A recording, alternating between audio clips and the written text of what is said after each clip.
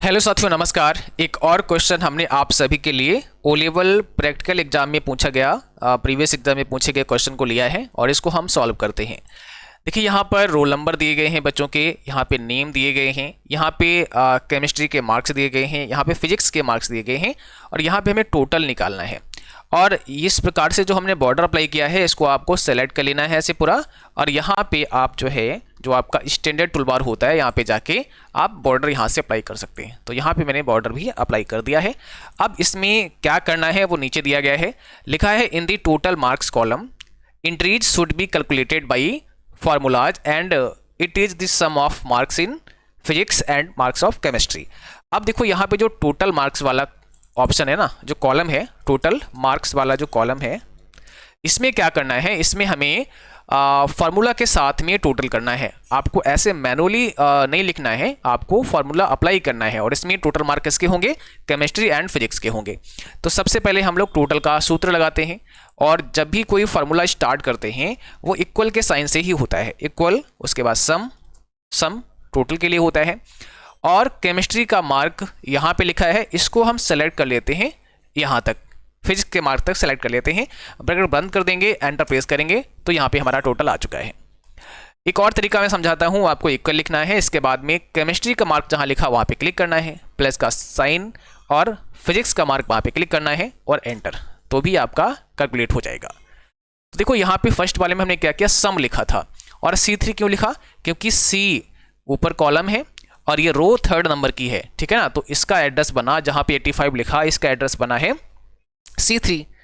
और फिर हमने कॉलन का यूज कर दिया, क्योंकि रेंज बनाते हैं कॉलम से। आप क्योंकि दो में था तो कॉमा भी लगा सकते थे, बट कॉलन का ही यूज करें तो ज़्यादा बेहतर होगा, क्योंकि हो सकता है कई बार 3-4 कॉलम सेलेक्ट करने पड़ जाए, तो उसमें फिर कॉलन ही काम करेगा।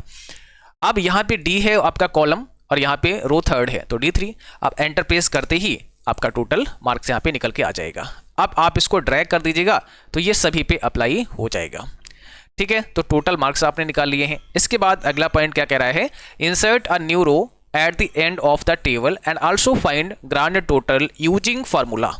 अब क्या करना है, एक हमें नई रो ऐड करनी है ना, इस टेबल के नीचे एक नई रो हमें चाहिए और हम उसमें ग्रांड टोटल निकालेंगे। तो ग्रांड टोटल निकालने के लिए हम सबसे पहले एक यहाँ पे न्यू रो ऐड करेंगे। तो इसके लिए आप क्या कर सकते हैं, आप जैसे 8 नंबर का रो आपका है ना, इसके जस्ट नीचे आपको एक नई रो चाहिए, तो 8 नंबर पे क्लिक करके, और मतलब आपको ये पूरा रो सेलेक्ट कर लेना है। इसके बाद में आप यहाँ इंसर्ट पे क्लिक कर दीजिएगा, insert rows above and insert rows below. तो आपको कहाँ पे चाहिए, आपको तो नीचे चाहिए, तो यहाँ पे क्लिक कर देंगे तो हमारा यहाँ पे एक रो आ चुका है, ठीक है। अब यहाँ पे जो हमारा नया रो आ गया है। अच्छा, इस चीज़ को आप यहाँ से भी कर सकते थे, यहाँ पे क्लिक करके और फिर इंसर्ट पे जा सकते थे। इंसर्ट पे जाने के बाद में आप यहाँ से भी एक नई रो, सॉरी इंसर्ट पे नहीं, सीट पे जाना है और सीट पे जाने के बाद में इंसर्ट आपको मिलेगा रोज का ऑप्शन। कहाँ गया, इंसर्ट रोज, ये वाला। अब यहाँ पे पूछेगा आपको एबव में चाहिए या बिलो में चाहिए, तो यहाँ से भी आप इंसर्ट कर सकते थे या राइट क्लिक करके भी कर सकते हैं। तो अब एक नया रो हमने डाल दिया है। अब हमें यहाँ पे क्या लिखना है, हमें लिखना है यहाँ पे ग्रांड टोटल। तो हम यहाँ लिख लेते हैं ग्रांड टोटल। अब ग्रांड टोटल हमने लिखा, इसको हम चाहें तो ऐसे भी कर सकते हैं, सेलेक्ट इस प्रकार से, और इसको यहाँ पे मर्ज कर देंगे तो यहाँ पे आ जाएगा ग्रांड टोटल। अब टोटल हमें यहाँ पे निकालना है, टोटल मार्क्स का टोटल निकालना है। तो यहाँ पे वही सम फार्मूला, इक्वल सम, और इन सभी को क्या करेंगे, सेलेक्ट कर लेंगे। आप मैनुअल भी लिख सकते हैं, बस आपको लिखना क्या है कि 180 जहाँ पे लिखा उस सेल का एड्रेस, फिर कॉलन का यूज, फिर लास्ट वाले सेल का एड्रेस, इतना ही तो लिखना है।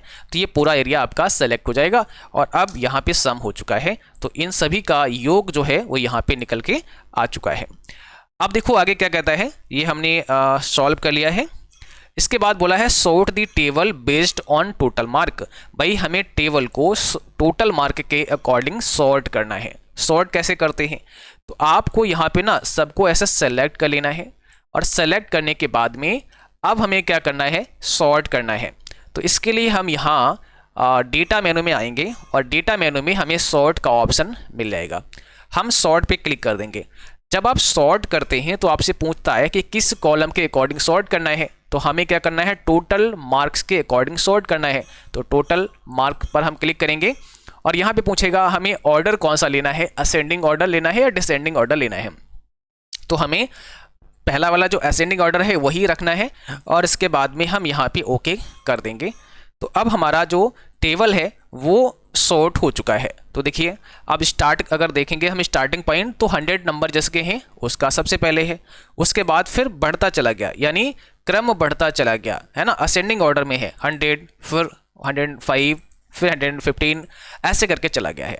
ठीक है, तो हमने यहाँ पे क्या किया, सॉर्ट कर लिया। अब सॉर्ट करते समय आपको ये वाला नहीं लेना है, टोटल वाला नहीं लेना है। ठीक है, तो ये सॉर्ट भी हो चुका है। अब देखिए यहाँ पे अगला जो पॉइंट दिया गया है, all columns should be centre aligned, सभी कॉलम सेंटर में अलाइन होने चाहिए। तो हम क्या करेंगे, सबको सेलेक्ट कर लेंगे ऐसे और इनको हम क्या करेंगे, सेंटर में अलाइन कर देंगे। तो सेंटर में आप यहाँ फॉर्मेटिंग टूल बार पे आके यहाँ से कर सकते हैं, कंट्रोल ई भी दबा सकते हैं, या फिर आप यहाँ फॉर्मेट में जाके भी अलाइन कर सकते हैं और यहाँ से सेंटर अलाइन हो जाएगा। ये चीज़ें जब हमने आपको लिब्रे ऑफिस कैल्क पढ़ाया तो उसमें सब बताते रहे हैं। इसके बाद में क्या कहता है, heading should be bold and underlined, heading should be bold and underline. भाई हेडिंग कैसी होनी चाहिए, बोल्ड होनी चाहिए और अंडरलाइन भी होनी चाहिए।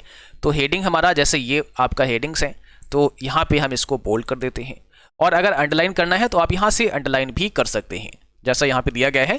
तो हमने हेडिंग को बोल्ड कर दिया है और अंडरलाइन कर दिया है। ग्रांड टोटल भी हमारा बोल्ड हो जाएगा और इसको भी हम अंडरलाइन कर देते हैं।